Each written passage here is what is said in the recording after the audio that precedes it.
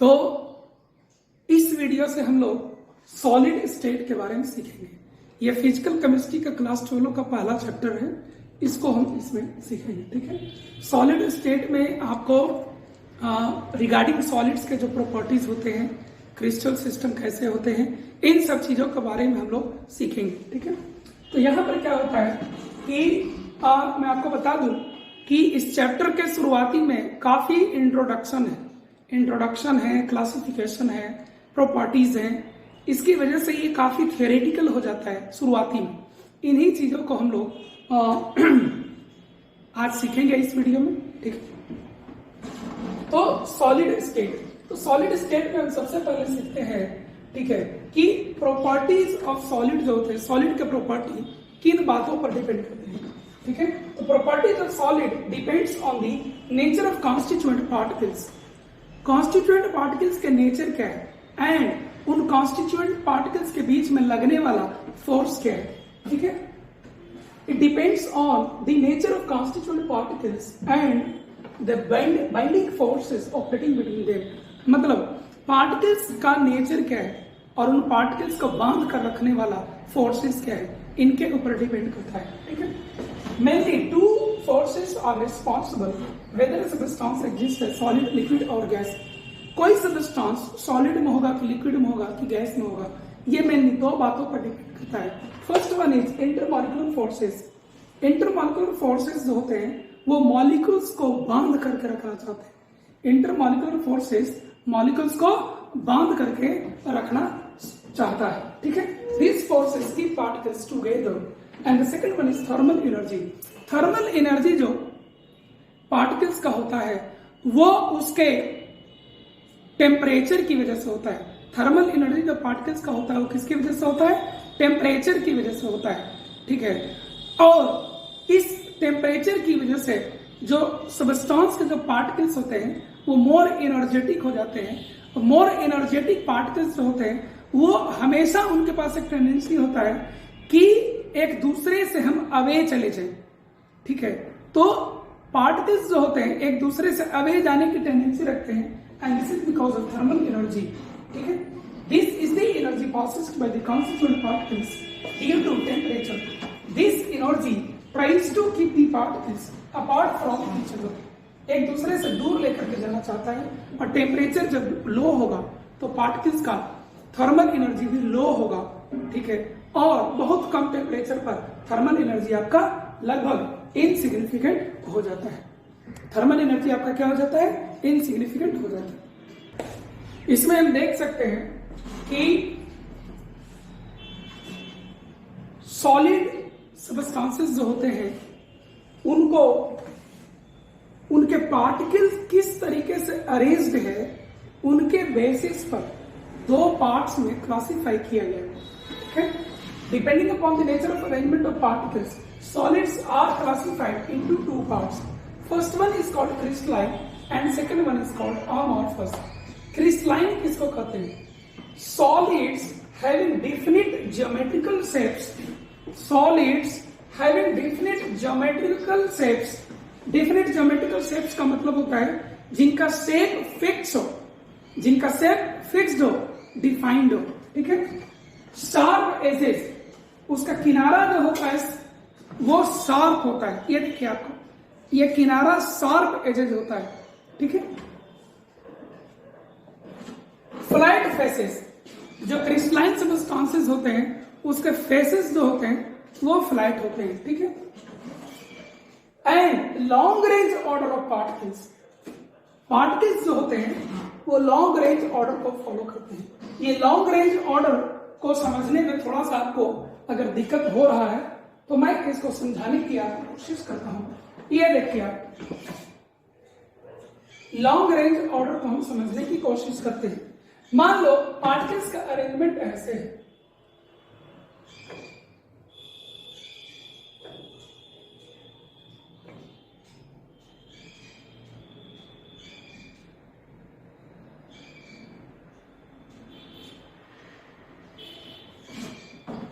तो आप देख सकते हैं कि आप आगे जाते हैं तो सेम पैटर्न को फॉलो करते हुए आपको पार्टिकल्स आ रहे हैं। ठीक है, अब आ गई ये क्रिस्टलाइन का पार्ट है। शॉर्ट रेंज वाले क्या होते हैं, वो इस तरह से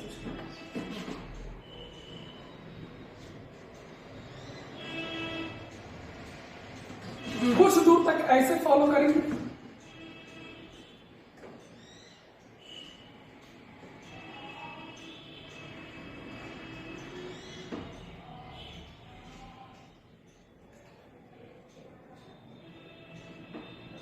कुछ दूर तक ऐसे फॉलो करेंगे। ये ऑर्डर को फॉलो कर रहा है लेकिन कुछ ही दूर तक, ये भी ऑर्डर को फॉलो कर रहा है लेकिन कुछ ही दूर तक। फिर हो सकता है आपको ऐसे चला जाए,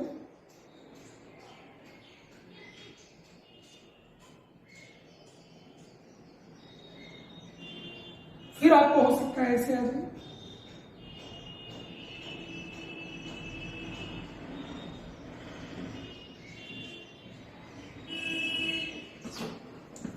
ठीक है। मतलब दूर दूर तक सेम पैटर्न को, सेम फैशन को नहीं फॉलो करेगा, ठीक है। तो ये हो गया long range order of particles. और ये क्या है, थोड़े दूर तक किसी पैटर्न को फॉलो किया, थोड़े दूर तक किसी और को किया, फिर थोड़े दूर तक किसी और को किया, फिर थोड़े दूर तक किसी और को किया। तो इस तरह का जब अरेंजमेंट ऑफ पार्टिकल्स होते हैं तो इसको शॉर्ट रेंज ऑर्डर कहते हैं। और ये अमॉर्फस में ऐसा ही होता है, ठीक है। Amorphous solids which do not have regular arrangement of particles। आप ये देखिए, यहां से थोड़ा सा आगे गए बदल गया, फिर आगे गए बदल गए, फिर आगे बदल गए। Solids which do not have regular arrangement of particles or have short range order of particles are called amorphous solids, ठीक है। तो अमॉर्फस सॉलिड और क्रिस्टलाइन सॉलिड, इन दोनों को हमें इस चैप्टर में पढ़ना है। इसके बारे में थोड़ा कम पढ़ना है, इसके बारे में ज्यादा पढ़ना है, ठीक है। इन दोनों का कुछ डिफरेंसेस होते हैं प्रॉपर्टीज में, हम लोग वन बाय वन लेते हैं। सबसे पहला डिफरेंस ये होता है कि crystalline solids have sharp fixed melting point, ठीक है।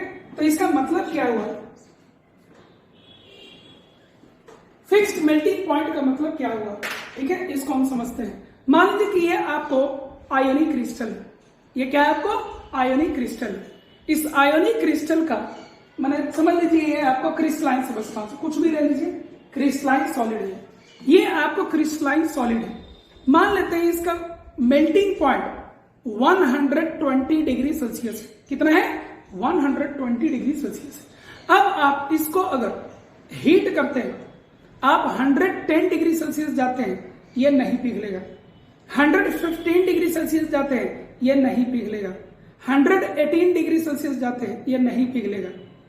120 डिग्री सेल्सियस जाते हैं, ये आपको मेल्ट कर जाएगा। समझ रहे हैं।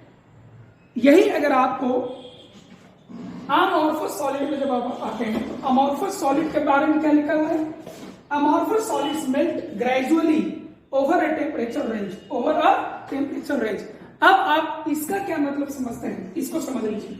मान लीजिए अमॉर्फस सब्सटेंस है, अमॉर्फस सब्सटेंस में अरेंजमेंट ऑफ पार्टिकल्स कहीं पर ऐसे है, कहीं पर ऐसे है, कहीं पर ऐसे है, कहीं पर ऐसे है। सेम पैटर्न को सभी जगह फॉलो नहीं कर रहा है, और इसी कारण से जो पार्टिकल्स का इंट्रैक्शन है वो सभी जगह डिफरेंट थोड़े बहुत हो सकते हैं। और इसी कारण से जब हम उसको पिघलाते हैं, तो मान लो ये अमॉर्फस सब्सटेंस है, इसका मेल्टिंग पॉइंट 200 डिग्री सेल्सियस है। तो ऐसा हो सकता है कि यहां पर का पार्टिकल्स का अरेंजमेंट यहां पर का सब जगह डिफरेंट है। तो इसको जब आप हीट करने जाएंगे, मेल्ट करने जाएंगे, तो इसका अगर हम कहें तो ये हो सकता है कि ये 180 डिग्री सेल्सियस से ही इसका कुछ पार्ट पिघलना शुरू कर देगा, और कुछ पार्ट देखिएगा कि 180 डिग्री सेल्सियस पर भी कुछ भी नहीं पिघला हुआ रहेगा। 185 आइएगा तो देखेगा कि एक जगह कहीं और पिघल रहा है, लेकिन दूसरी जगह कोई फर्क नहीं पड़ रहा। फिर 190 आएगा तो देखेगा कि कुछ और जगह पिघलना शुरू किया। इस तरीके से आप देख सकते हैं कि एक वाइड रेंज तक ऐसा हो सकता है 180 डिग्री सेल्सियस से 220 डिग्री सेल्सियस तक जाते जाते इसका पूरा पार्ट पिघल जाए। तो इससे आपको एक चीज पता चलेगा कि ये अमॉर्फस सब्सटेंस को एक पर्टिकुलर टेम्परेचर पर मेल्ट नहीं कराया जा सकता है, बल्कि इसको मेल्ट कराने के लिए एक वाइड रेंज चाहिए टेम्परेचर का, तब जाकर के इसको पिघलाया जा सकता है। और ऐसा इसलिए होता है चूंकि इसमें पार्टिकल्स का अरेंजमेंट थ्रूआउट दी सबस्टेंस एक जैसा नहीं होता है। क्रिस्टलाइन सबस्टेंस में थ्रूआउट दी सबस्टेंस आपको एक ही जैसा पार्टिकल का अरेंजमेंट होता है और इसीलिए सभी जगह सेम टेम्परेचर पर आपको मेल्ट करता है। चलिए आगे आते हैं। क्रिस्टलाइन सॉलिड्स है डिफरेंट, क्रिस्टलाइन सॉलिड्स है different heat of fusion. Different heat of fusion का मतलब होता है, हीट ऑफ फ्यूजन का मतलब होता है एक मोल किसी भी सबस्टेंस को पिघलाने में जो हीट रिक्वायर्ड है उसको हीट ऑफ फ्यूजन कहते हैं। The amount of energy required to melt 1 mole of any substance is called heat of fusion. आपको अभी मैंने ऊपर वाले पॉइंट में बताया कि यहाँ पर जो क्रिस्टलाइन सबस्टेंस होते हैं वो एक फिक्स्ड टेम्परेचर पर पूरी तरह से पिघल जाते हैं और इसीलिए उसके 1 मोल को पिघलने में जो हीट रिक्वायर्ड होगा उसको इजिली डेफिनेटली मेजर किया जा सकता है। लेकिन जो अमॉर्फस सबस्टेंस होते हैं जो एक वाइड रेंज ऑफ टेम्परेचर पर जो पिघलते हैं, ठीक है, उसमें कितना हीट लगा ये डिटरमाइन करने में थोड़ा सा दिक्कत होने लगता है। कभी ये फिक्स नहीं ना होता है कि 180 से 220 तक ही पिघल जाएगा। कभी सेम सबस्टेंस, कभी सेम अमॉर्फस सबस्टेंस 180 से 200 तक ही पिघल जाएगा, कभी कभी वो 190 से पिघलना स्टार्ट करेगा 210 तक जाएगा। क्योंकि पैटर्न इसमें डिफरेंट होते हैं, चेंज होते रहते हैं और इसीलिए इसमें कोई डिफरेंट हीट ऑफ फ्यूजन नहीं होता है। Different heat of fusion whereas amorphous solids do not have different heat of fusion। ठीक है। Third property is isotropy and anisotropy. तो आइसोट्रॉपी और अनाइसोट्रॉपी में ये होता है जो आपका क्रिस्टलाइन सबस्टेंस होता है, क्रिस्टलाइन सबस्टेंस में एक्स एक्सिस के अलोंग जो अरेंजमेंट ऑफ पार्टिकल्स है वो कोई जरूरी नहीं है कि वाई एक्सिस के अलोंग भी वही अरेंजमेंट ऑफ पार्टिकल्स हो और जेड एक्सिस के अलोंग भी वही arrangement of particles. Crystalline substance में डायरेक्शन चेंज करने पर भी अरेंजमेंट ऑफ पार्टिकल्स आपको चेंज करता है और इसीलिए प्रॉपर्टीज भी चेंज करते हैं। ऐसा हो सकता है कि एक्स एक्सिस के अलावा कोई आयोनिक सबस्टेंस, कोई क्रिस्टलाइन सबस्टेंस इलेक्ट्रिसिटी कंडक्ट करे, हीट कंडक्ट करे या और भी कोई प्रॉपर्टी हो और वाई एक्सिस के अलावा ना हो, ऐसा हो सकता है फॉर एनी क्रिस्टलाइन सबस्टेंस। ठीक है। तो इस प्रॉपर्टी को हम लोग अनाइसोट्रॉपी कहते हैं। इस प्रॉपर्टी को क्या कहते हैं हम लोग? अनाइसोट्रॉपी कहते हैं। मैं फिर से बता रहा हूं आपको, क्रिस्टलाइन सबस्टेंस में arrangement of particles may differ along different directions and therefore the physical properties like electric conductance या फिर आपका रिफ्रैक्टिव इंडेक्स हुआ, इस तरह के जो फिजिकल प्रॉपर्टीज होते हैं वो डायरेक्शन पर डिपेंड करते हैं। मतलब डायरेक्शन में अगर पार्टिकल के प्रॉपर जो अरेंजमेंट है वो अगर मैच नहीं किया तो ये प्रॉपर्टीज भी आपको डिफरेंट होंगे। इसका बहुत अच्छा एग्जाम्पल आप पढ़ेंगे क्लास 12 में ग्रुप 14 में 11 में ग्रुप 14 में आप पढ़ेंगे कि जो ग्रेफाइट होता है वो एक पर्टिकुलर डायरेक्शन में इलेक्ट्रिसिटी को कंडक्ट करता है। ठीक है। अलोंग दी लेयर्स, आप केमिकल बॉन्डिंग में भी पढ़ चुके होंगे, अलोंग दी लेयर्स जो होता है वो ग्रेफाइट इलेक्ट्रिसिटी को कंडक्ट करता है, लेकिन लेयर्स के परपेंडिकुलर अगर आप इलेक्ट्रिसिटी या हीट अगर आप पास कराते हो तो आपको पास नहीं करता है। ये क्या हुआ? इसी को हम लोग अनाइसोट्रॉपी करते हैं। ठीक है। जो अमॉर्फस सबस्टेंसेस होते हैं, अमॉर्फस सबस्टेंसेस में पार्टिकल्स का अरेंजमेंट कुछ फिक्स्ड पैटर्न को लॉन्ग रेंज तक फॉलो नहीं करता है और इसीलिए इसमें X axis, Y axis and Z axis के अलावा सारे प्रॉपर्टीज आपको मैच करते हैं। इस प्रॉपर्टी को हम लोग आइसोट्रॉपी कहते हैं। ठीक है। और उस सबस्टेंस को हम लोग आइसोट्रोप कहते हैं। यह देखिए, in case of amorphous solids properties such as electrical conductivity, refractive index and thermal expansion are identical in all directions. This property is called isotropy and the matter is called isotropic. ये मैं आपको अभी बताया हूँ। Crystalline solids have different values of physical properties in different directions. This is called anisotropy and the crystalline solids are anisotropic in nature. एक चीज मैं आपको और बताना चाहूंगा, जो amorphous substances होते हैं उनको जो शेप होता है वो डिफरेंट नहीं होता है। उनके शेप टाइम बीतने के साथ भी चेंज कर सकते हैं। जैसे मैं आपको एक बहुत अच्छा एग्जांपल आपको देता हूं।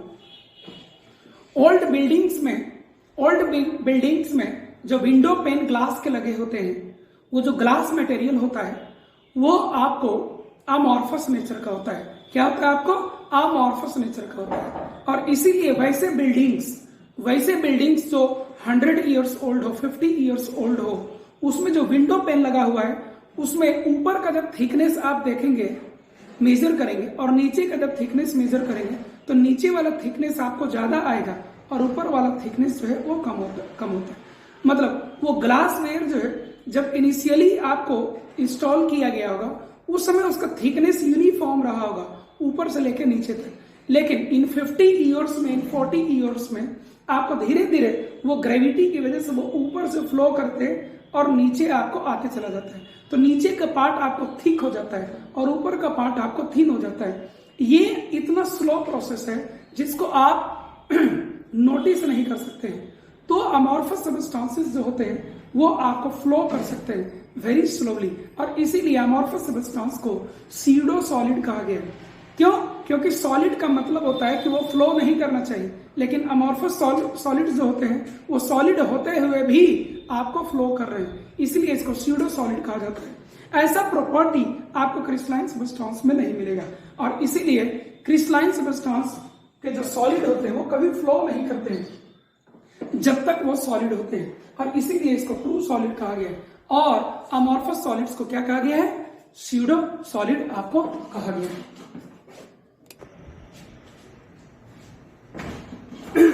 आगे हम लोग को सीखना है कि जब क्रिस्टलाइन सब्सटेंस को एक चाकू से कट करते हैं, when cut with a knife, crystalline solids undergo clear cleavage.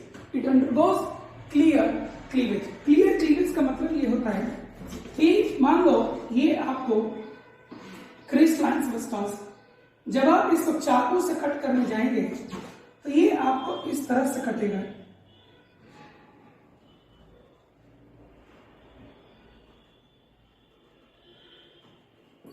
Clear आपको हो गई, ठीक है। लेकिन ये आपको है क्लियर क्लीवेज।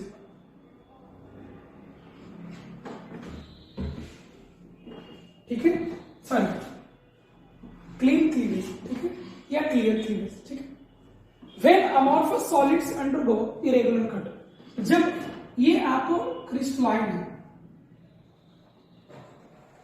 जब आप अमॉर्फस को करने जाएंगे तो अमॉर्फस को कट करने पर आपको कुछ ऐसा मिलेगा।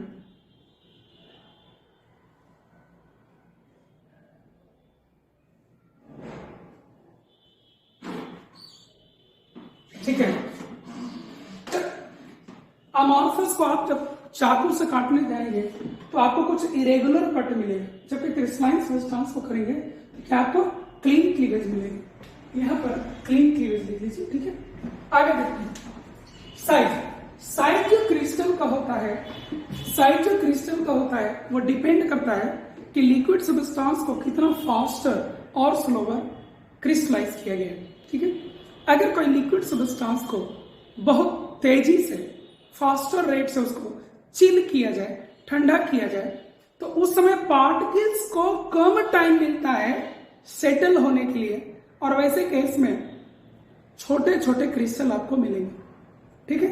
लेकिन यही अगर आप कोई लिक्विड सब्सटेंस को एक्सट्रीमली स्लोली अगर आप उसको चिल करते हैं, एक्सट्रीमली स्लोली अगर आप उसको फ्रीज करते हैं, तो उसके पार्टिकल्स को काफी टाइम मिलता है और वो बड़े बड़े क्रिस्टल आपको फॉर्म करते हैं, बढ़िया से सेटल होता है, स्टेबल क्रिस्टल बनाता है, लॉन्गर अरेंजमेंट ऑफ पार्टिकल्स होता है, ठीक है। और इस तरीके से आपको बढ़िया तरह का क्रिस्टल बनता है, बड़ा बड़ा क्रिस्टल आपको बनता है।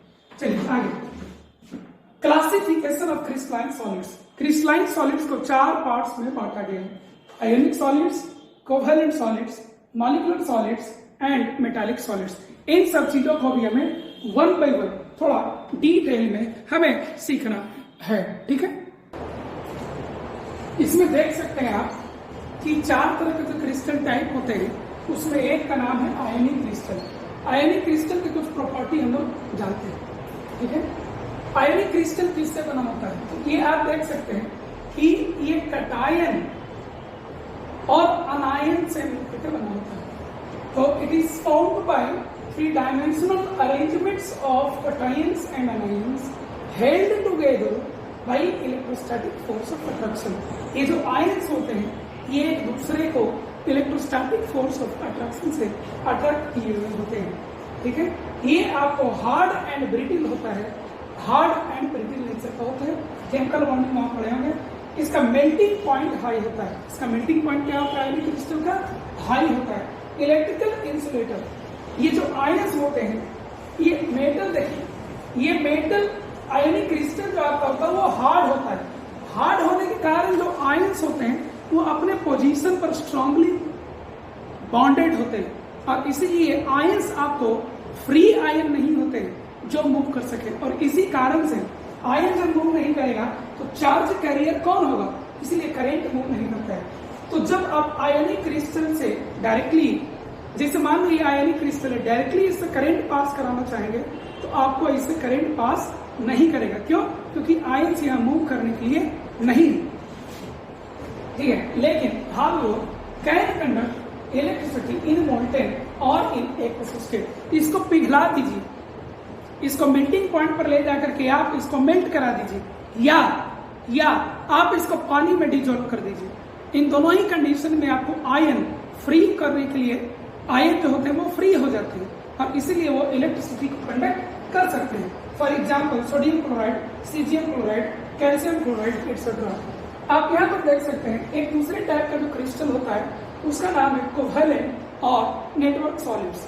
कोवेलेंट और नेटवर्क सॉलिड्स, ये देख सकते हैं एक कार्बन एटम, दूसरा कार्बन एटम, तीसरा है, ये आपस में किससे जुड़ा हुआ है? कोवेलेंट बॉन्ड से जुड़ा हुआ है। फिर यहाँ कार्बन है, फिर आपको यहाँ कार्बन है, फिर आगे जाएगा, फिर कार्बन आएगा, समझ रहे? इस तरीके से नेटवर्क बना होता है, इसीलिए इसका नाम नेटवर्क सॉलिड या कोवेलेंट सॉलिड आपको पड़ता है।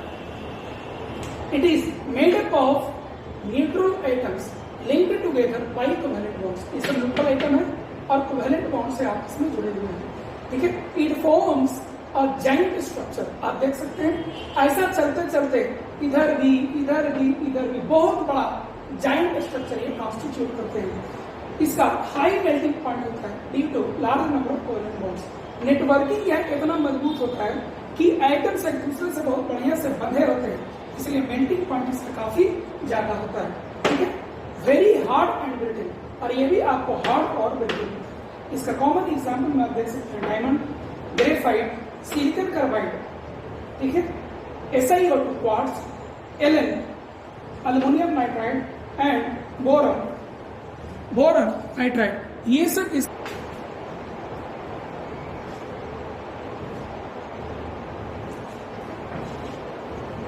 तो दो और तरह के क्रिस्टलाइन सॉलिड्स होते हैं। एक का नाम है मॉलिक्यूलर सॉलिड्स। मॉलिक्यूलर सॉलिड्स क्या होता है? जैसे आपने व्हाइट फास्फोरस का नाम सुना होगा। व्हाइट फास्फोरस क्रिस्टल होता है, सॉलिड होता है, तो उसमें P4 मॉलिक्यूल्स जो होते हैं वो एक मॉलिक्यूल दूसरे मॉलिक्यूल से अट्रैक्टेड होते हैं through van der Waals forces of attraction, ठीक है। उसी तरह से molecular solids it contains discrete molecules, मतलब इसमें अलग अलग सेपरेटेड मॉलिक्यूल्स होते हैं, P4 molecules are not connected through any bond. इसके जो मॉलिक्यूल्स होते हैं वो एक दूसरे से किसी कोवेलेंट या एनी बॉन्ड के थ्रू कनेक्टेड नहीं होते हैं, rather these are connected through van der Waals forces और हाइड्रोजन बॉन्डिंग एक्सेट्रा। जैसे जब आपको आइस बनता है तो आइस में क्या होता है? एक H2O मॉलिक्यूल दूसरे H2O मॉलिक्यूल से हाइड्रोजन बॉन्डिंग के थ्रू कनेक्टेड होते हैं। वो बॉन्ड आयोनिक या कोवेलेंट नेचर का नहीं होता है, वो एक तीसरे तरह का बॉन्ड होता है। मैंने अभी व्हाइट फास्फोरस का एग्जांपल लिया।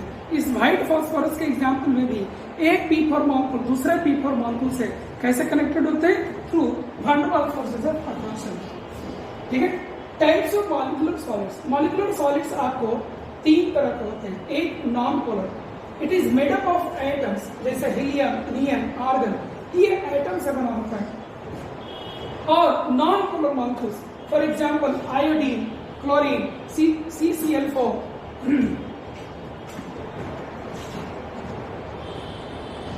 CCl4 CN4, CH4 etcetera. ठीक है, इसमें क्या होता है, एक मॉलिक्यूल दूसरे मॉलिक्यूल से van der Waals फोर्सेस से अट्रैक्टेड होते हैं, हेल्ड टुगेदर बाय डिस्पर्सन और London forces. van der Waals forces के टाइप में आता है डिस्पर्सन और लंडन फोर्सेस।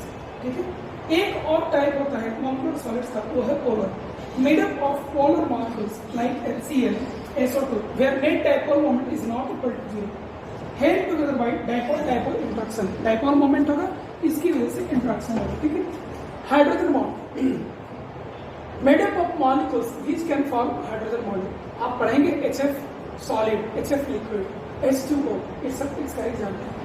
एक और तरह का क्रिस्टल होता है जिसको हम लोग कहते हैं मेटालिक सॉलिड्स। मेटालिक सॉलिड्स में देखिए क्या होता है, आप एग्जाम्पल नहीं, इसमें जो कॉन्सेप्ट आपको दिया गया है वो मैं आपको ब्रीफली बता रहा हूं।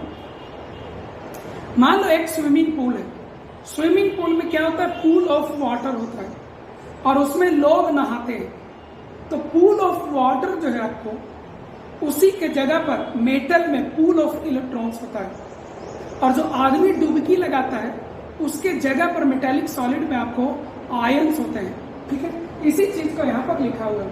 ठीक है, तो पूल ऑफ वाटर के जगह पर मेटल में क्या होता है, पूल ऑफ इलेक्ट्रॉन्स होते हैं, इलेक्ट्रॉन सी भी उसी को कहा जाता है।